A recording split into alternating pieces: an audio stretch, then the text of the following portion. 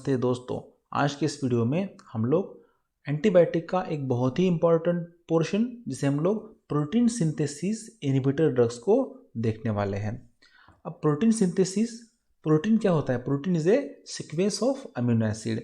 ये किस तरह बनता है उसको हम लोग नॉर्मल प्रोटीन सिंथेसिस बोलेंगे। उसको हम लोग पहले देख लेते हैं।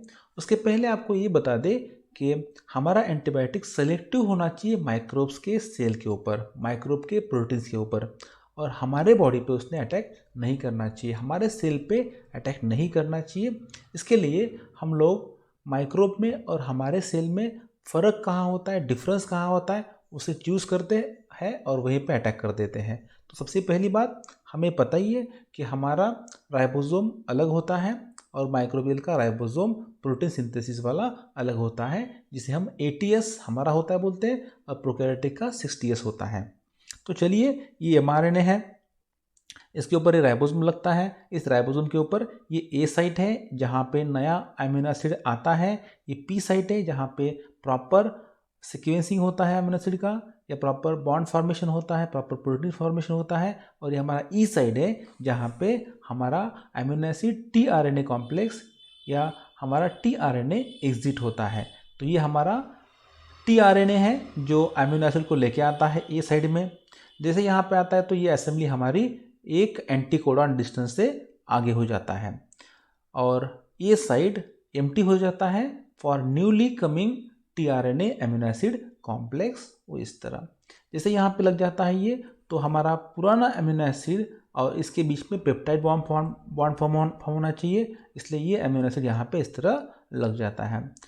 उसके बाद हमारा ये असेंबली अगेन एक एंटीकोडॉन डिस्टेंस से आगे हो जाता है और ये tRNA जिसने अमीनो एसिड यहाँ पे छोड़ा हुआ है वो अभी बाहर निकल जाएगा, एग्जिट होगा फ्रॉम ई साइट।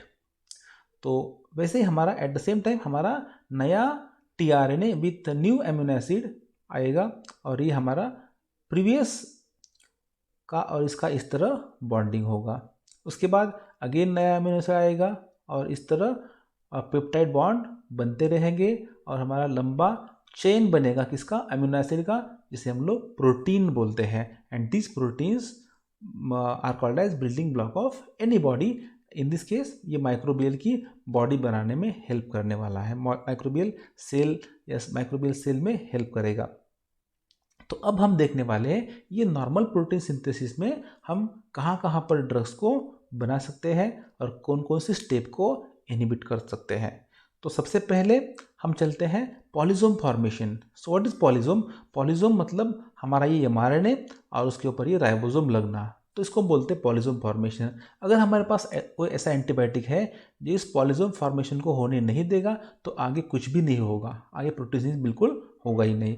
तो ऐसे एंटीबायोटिक हैं जो पॉलीसोम फॉर्मेशन को इनहिबिट करते हैं, जिनको हम लोग एमिनो ग्लाइकोसाइड बोलते हैं। इसके बहुत सारे एग्जाम्पल हैं, streptomycin, gentamicin, kanamycin, amikacin, sisomicin, tobramycin, netilmicin, neomycin और फ्रामाइसिटिन। नियो और फ्रामाइसिटिन हम लोग टॉपिकल के लिए यूज़ करते हैं। ओके, और ये कानामाइसिन, एमिकेसिन, कानामाइसिन और एमिकेसिन जो है, जो पहले आता है के पहले आता है बाद में ए आता है, तो कानामाइसिन से बनता है आपका एमिकेसिन। तो बहुत डीप में नहीं जाऊंगा क्योंकि उसका अलग सा वीडियो मैं आपको बाद में शेयर करूंगा। तो ये हमारा पहला स्टेप हुआ जहाँ पे हमने पॉलीसोम फॉर्मेशन को इनहिबिट कर दिया। सेकेंड जो स्टेप है वो हमारा इनकमिंग tRNA कॉम्प्लेक्स आना चाहिए। अभी ये हमारे पास ऐसे कुछ ड्रग्स हैं जो इनकमिंग tRNA कॉम्प्लेक्स को इनहिबिट करते हैं। अगर ये tRNA कॉम्प्लेक्स यहाँ पे नहीं आ पाएगा तो प्रोटीन सिंथेसिस प्रॉपर नहीं होगा। तो ऐसे ड्रग्स को हम लोग टेट्रासाइक्लिन एंटीबायोटिक बोलते हैं। तो ध्यान में रखिए, यहाँ पे tRNA कॉम्प्लेक्स है इनकमिंग और यहाँ पे टेट्रा है। सो आपको इजीली ध्यान में रहेगा कि tRNA कॉम्प्लेक्स को नहीं आने देते हैं या उसको इनहिबिट करते हैं ऐसे कौन से ड्रग्स हैं? तो टेट्रासाइक्लिन एंटीबायोटिक्स हैं, जिनके एग्जांपल आपको पता ही है, टेट्रासाइक्लिन, ऑक्सीटेट्रासाइक्लिन, क्लोरोटेट्रासाइक्लिन, डिमेक्लोसाइक्लिन। ये यहाँ तक के सभी नेचुरल हैं और ये सेमी सिंथेटिक है, जिनके नाम डॉक्सीसाइक्लिन, मिनोसाइक्लिन हैं। तो हमने सेकेंड स्टेप को इनहिबिट किया, जिसको हम बोलते हैं inhibiting tRNA amino acid complex.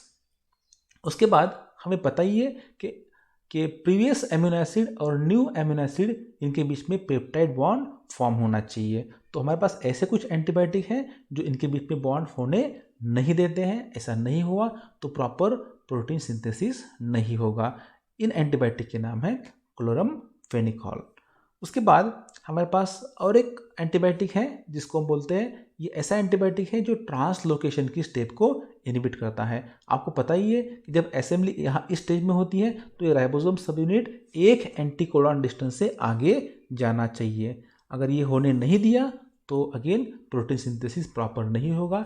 ऐसे एंटीबायोटिक को हम लोग मैक्रोलाइड एंटीबायोटिक्स बोलते हैं, जिनके एग्जाम्पल रॉक्सीथ्रोमाइसिन, एरिथ्रोमाइसिन, क्लैरिथ्रोमाइसिन, एजिथ्रोमाइसिन और टेलिथ्रोमाइसिन है। तो चलिए हम लोग शॉर्टली रिकैप करते हैं। सबसे पहले हमने ऐसे एंटीबायोटिक यूज़ किए जिन्होंने पॉलीसोम फॉर्मेशन को इनहिबिट किया, जिनको हम लोग एमिनो ग्लाइकोसाइड बोलते हैं। चलिए ये स्टेप भी हुआ तो हम क्या कर सकते हैं, हम लोग new incoming tRNA amino acid के कॉम्प्लेक्स की एंट्री को ब्लॉक कर सकते हैं। ऐसे एंटीबायोटिक को हम लोग टेट्रासाइक्लिन्स बोलते हैं। ये भी हुआ तो हमारे बीच में क्या होना चाहिए, हमारा ये प्रीवियस चेन और ये नया अमीनो एसिड इनके बीच में पेप्टाइड बॉन्ड बनना चाहिए।